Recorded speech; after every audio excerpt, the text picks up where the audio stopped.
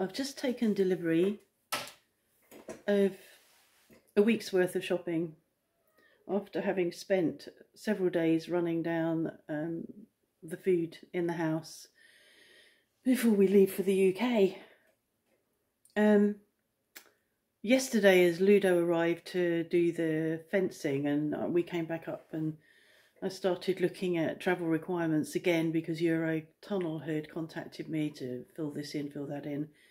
I ended up on a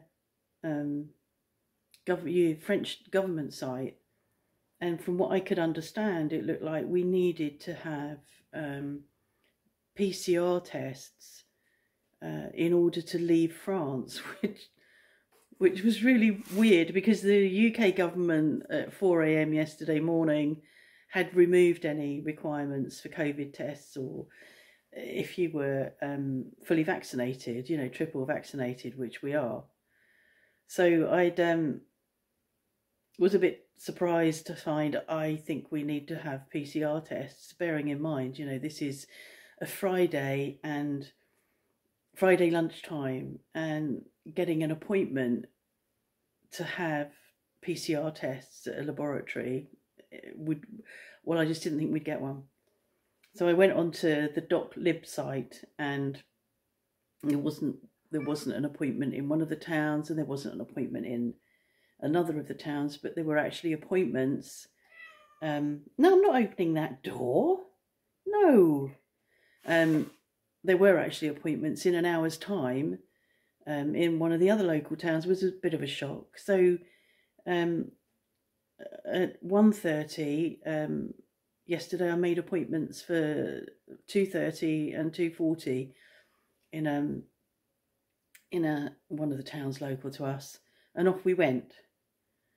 And we both had tests, and we were told that we would get the results either this evening, that evening, or this morning. It's Saturday morning. So I kept looking at my email, and by about 7 o'clock I thought, well, we're not going to get them now because, you know, 7 o'clock on a Friday, you're not going to get anything. So that was that, really. And then at about 9 o'clock I heard Mark's phone buzz in his room, which made me look at my phone because I keep turning mine onto silent so that it doesn't disturb me if I'm having a bit of a snooze. So I turned my phone on and saw that I'd got my results. So I went through and got my results and put in passwords and fiddled around and whatever, and had my result, which was negative. So like, oh God, that's a relief, because actually I had been feeling a bit iffy. My throat was a little sore, so I wasn't really sure whether I was going to be test negative. So I went into Mark and I said, you know, have you got your result through? And he said, well, yeah, I got something, but I can't open it. And I fiddled around for about 5 minutes and opened his, and finally put the password in for his, and he tested positive. So it was like, what?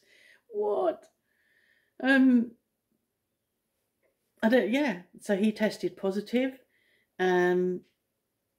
which means that we can't travel. And it means that we have to quarantine for, I think, for 7 days at least. I'm not sure what we have to do after that. We tried to track back how long he's had it, because he is really symptom-free.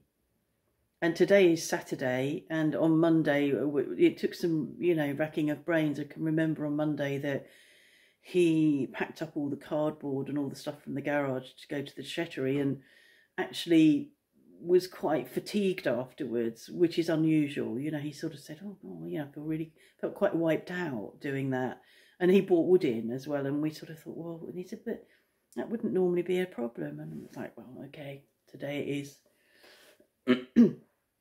So I think he's possibly been positive since Monday. And fatigue is one of the symptoms for, I think it's the second symptom for Omicron.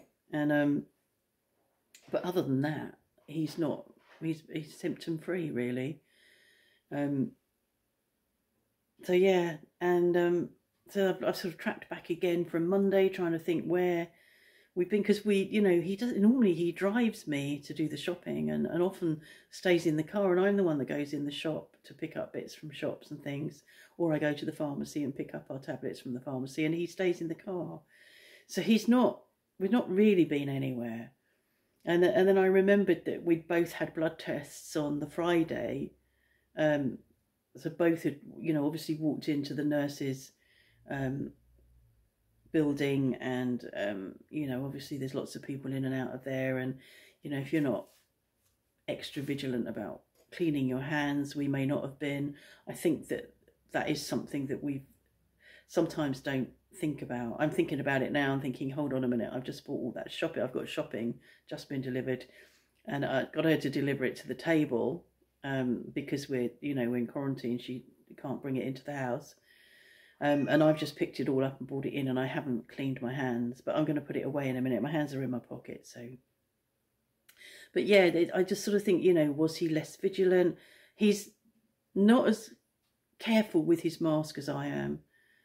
When I use a mask, I don't handle the mask. I see people, I'm going to use this one because I'm going to wash my hands in a minute, and I didn't get anywhere near here, but I see people doing this, folding their mask, holding it, fiddling with it, putting it in the pocket, taking it out of the pocket. And I sort of think, how long have you been using that? And you're holding it, and, you know, you forget. You know, people fiddle when they're talking and they play with their mask. Well, I never do that. You know, if I wear a mask, I do wear a mask, but when I take the mask off, I hold it by the loop, and it gets chucked onto the floor in the back of the car, and then I gradually bring them in and I burn them. That's another issue because they've got plastic in them, but I prefer to burn them to put them in to landfill. So yeah, I think maybe he picked it up from when we went to have blood tests, because we don't really go anywhere. We've been careful for 2 years about going out. We've paused our art lessons. We've not been going to art. My friend Laurence was here on Wednesday, but that was, I think, after Mark was symptomatic or whatever. Hardly any symptoms he has. So obviously we've spoken to her, we've spoken to Ludo, and said, you know, that he's tested positive. I don't know what they'll do about it, but so yeah, so we're not going to the UK again. And I said to him last night, I sort of went, that's just typical, isn't it? You bastard, spoiling my holiday. Because it reminded me of when I can't even remember how old I was. I think I was probably about 12 or 13. And we'd driven down to Spain. And we'd driven down to somewhere called, and I never see it on the Place in the Sun, so I don't know whether it's fallen out of favour, somewhere called Tossa de Mar. And it was the first time as a family we'd been to Spain, and we got to Spain, and my older sister had really bad toothache and needed to see a dentist. Mum, they had to drive to a nearby town, which I think was called Lloret de Mar. And Mum was so angry with her for having toothache, like she could do anything about it. It was so mean. That's so mean. It's like, you know, you've spoilt my holiday and I got to take you to the dentist. Like, my sister deliberately got toothache. So I sort of think about that and I say to him, you bastard, you've spoiled my holiday, la la la. But both of us were sort of girding our loins for tomorrow and for the trip up. It's not something we enjoy. As you know, I've spoken about it before. We've been caught in snow. It's not a great time of year to be travelling. So I'm not desperately disappointed. I'm disappointed because I'm not going to see the people that I've made arrangements to see. I'm not going to, you know, go and have, I'm going to have to cook for us for the next 10 days. And I was looking forward to not having to cook. So yeah, it's disappointing in many ways, but in other ways it's a bit of a relief. I was able to cancel our Eurotunnel and get a refund for that, but not for the hotel booking. But I can amend the booking, and I've amended the booking and put in another date just to keep it ticking over.